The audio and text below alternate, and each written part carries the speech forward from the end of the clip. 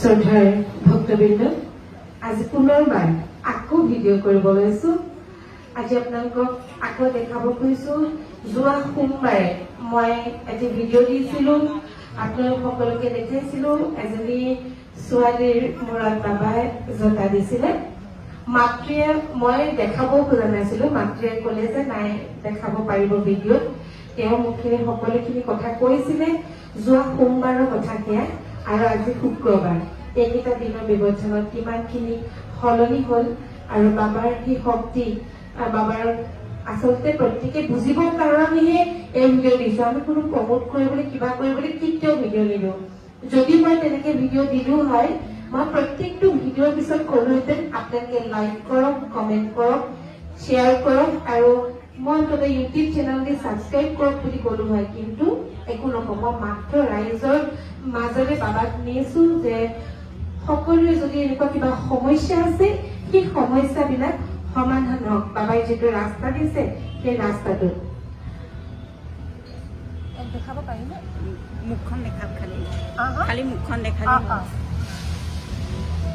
এইগৰাকী সেই ছোৱালীগৰাকী যিগৰাকীৰ মূৰত জোতা দেখিছিলে আপোনালোকে।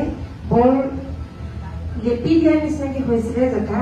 যোৱা সোমবাৰে দিয়া আছিলে ভিডিঅ'টো, আৰু এই আপোনালোকক দেখাইছো তেওঁৰ জোতা বাবাই যেনেধৰণে দিলে আৰু খুলিও দিলে সেই জোতা। মাতৃৰ মুখে কথাখিনি শুনক আপোনালোকে, আৰু হৃদয়ৰ পৰা বাবাক সদায় স্মৰণ কৰিব। বাবাই সকলোকে কৃপা প্ৰাপ্তি দিয়ক, তাৰে প্ৰাৰ্থনা জনাইছো। এইধৰণে চবেই যাতে ফল প্ৰাপ্তি পাওক। আৰু যেনেধৰণে বাবাই এইটোৱে ক'ব বিচাৰিছো, যেনেধৰণে বাবাই আজিকালি ফল প্ৰাপ্তি দিয়ে, তেনেধৰণে তেওঁ পটককে অসন্তুষ্ট হয়, মানে পটকে হৈ যায়। মাতৃৰ মুখেৰে সেইদিনা কথাখিনি শুনিছিলে।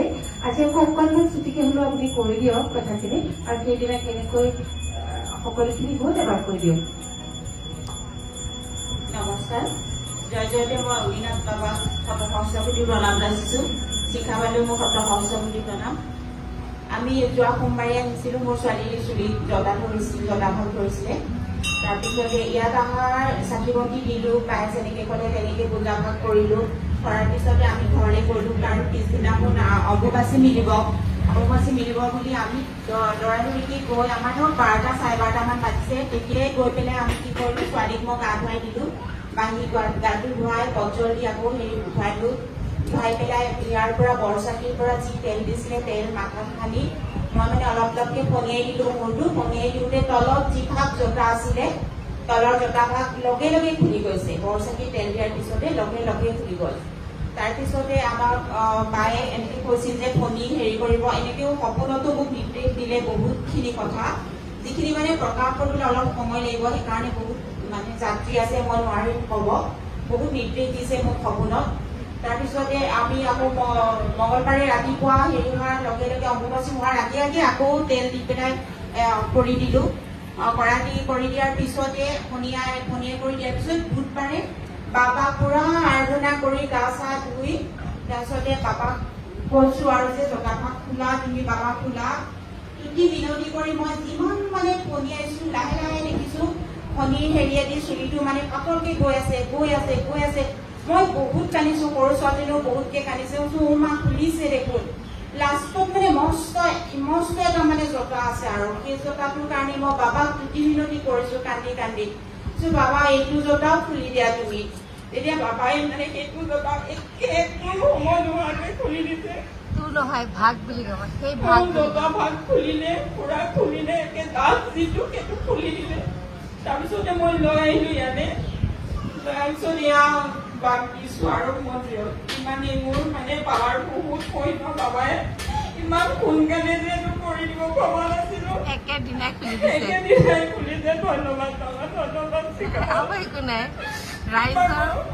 ৰাইজ সফল হওক, সেইখিনি আচলতে আশীৰ্বাদ কৰক, আৰু ছোৱালী যাতে আৰু ভাল হ'ব বাবাই। আৰু তেখেতক সপোনত দেখুৱালে, কি কৰিব লাগিব সেয়াও দেখালে, আৰু মই যি ধৰণে তেওঁক বিধান দি পঠিয়াইছিলো সেই ধৰণে কৰিলে। আৰু বাবাক জনাইছিলো যে জোতাভাগ যি ধৰণে লাগিছিলে সৰি যাওক, আৰু উপায়টো নাই, যিহেতু অলপমান চুলি তেওঁৰ অলৰেডি সৰিলেই।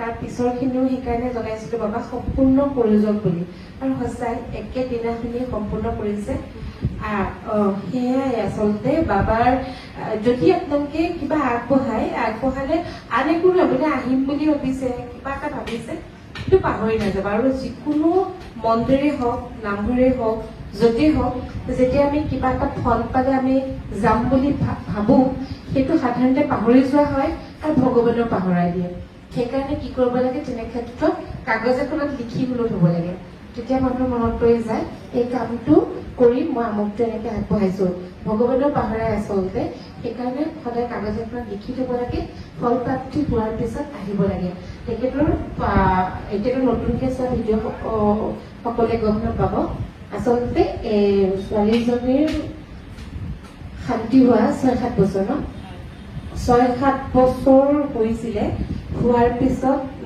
তেওঁ মানে পিৰিয়ডছটো মান্থলি নহয় সেই পিৰিয়ডটো তেনেকে 6-7 মাহৰ মূৰত হয় শান্তি হোৱা 7-8 বছৰ হ'ল ন তাৰপিছতে মাকে মানে বাবালে সেৱা জনাই পেলাই বাবাক ক'লে যে তেওঁক নিয়মীয়া